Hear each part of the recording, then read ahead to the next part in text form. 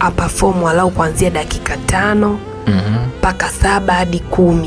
Ndio pale akirelease kidogo tunasema kwamba kuna kitu kilifanyika. Dakika 5 au 7. Kuanzia 5. Wewe unajua kama dakika 7 ni nyingi wewe. Hivi wacha dakika 7 wewe. Ndio nasema 5 mpaka 7 sasa. Kwenye kile cha kwanza unakiweza kule. Cha kwanza yani cha kwanza. Uweze kujicontrol. Uanze piga 5 sasa isiwe dakika 7. Ndio dada hapo anavyosema. Kwamba mimi najiandaa ndio kwanza na dakika 2 mwenzangu huyo. Ile haiwi sawa Jose. Haiwi sawa kabisa.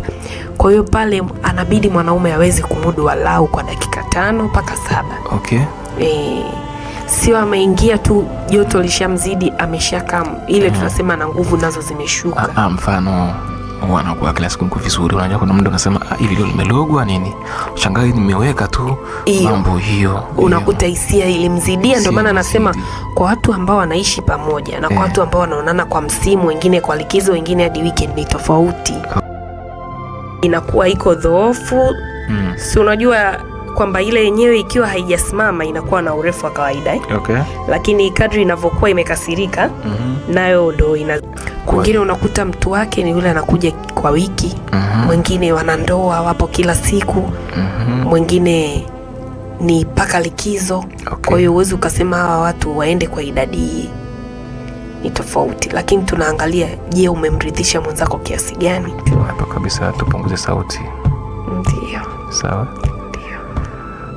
Naweza nikasema hata moja is enough, lakini moja yenyewe ya dakika 2 kweli. Unakuta mwingine anaenda kimoja cha dakika 2. Kweli unaweza kumwambia waende kimoja? Sasa kimoja sikilike. Kuna yule mtu ambaye ukimwona unasema yani nikimwona kabisa ni cha kwanza na kipia kwa chini ni washukuru mababu. Mwingine ni rijali. Yes. Yupo vizuri kabisa. Anatakiwa aende bao ngapi? Sasa hii pia tunaangalia na ule uhitaji upoje, lakini pia na upatikanaji upoje. Okay. Sio kama ipo consistency kusema mwanaume aende bao 3 bao 4. Kama ni mtu ambaye anaipata kila siku, anaweza akaangalia mwenzangu namridhishaje, lakini pia vile mimi mwenyewe namridhishaje. Mwanaume hapimwi kwa mabao anaenda mangapi.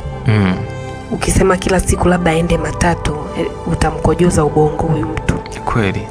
Lakini tunaangalia upatikanaji ukoje, lakini pia na uhitaji ukoje. Wengi wao ambao wamenifuata kulalamika maumbile madogo, unakuta ni wale watu wenye uzito mkubwa, mwili mkubwa. Unajua kadri ya mwili unavyotanuka, ile nyama ya huku inaondoka Okay. Unlike, nadhani nikiongea hivi wanawake wanaelewa, wale wanaume ambao wana mili midogo wale. Nasema unlike kwa wale wanaume wenye vimili vyembamba, yani wale wenye mwili portable, wengine ni mili yao tu. Lakini wengine ni kwa sababu wanafanya mazoezi, wanaimarisha misuli ya kule na pia nyama kule zinakuwa zinaongezeka. Lakini kadri mwili unavyokuwa unatanuka, wanajiachia, na maumbile nayo yanakuwa yanapotea. Wengi wao wananambia wana above kilo 80, 90. Unajua uzito nao unachangia kwenye maumbile madogo. Vile vile wale ambao wamekuwa wana tabia ya kujichua. Hadi misuli ile ya uume tena inashindwa kusimama imara.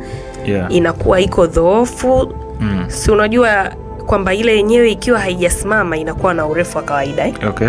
Lakini kadri inavyokuwa imekasirika, nayo ndo inazidi, ile misuli inakuwa imara zaidi. Lakini kwa vile imeathirika na ile hali ya kuwa umejichua, inashindwa hata kujitetea ile. Kwa hiyo mtu akiwa na uzito mkubwa au mwili mkubwa, maumbile yanapungua. Wanene wananielewa, au wanawake ambao wapo na wanaume mabonge au wenye vitambi. Ipo hivyo. Na kwa wanawake na akiwa mnene na kwa vipi? Hamna. Wanawake, mimi nilisema wanawake ni wapokeaji kama unakumbuka. Sisi hatuhitaji hizo ekaeka.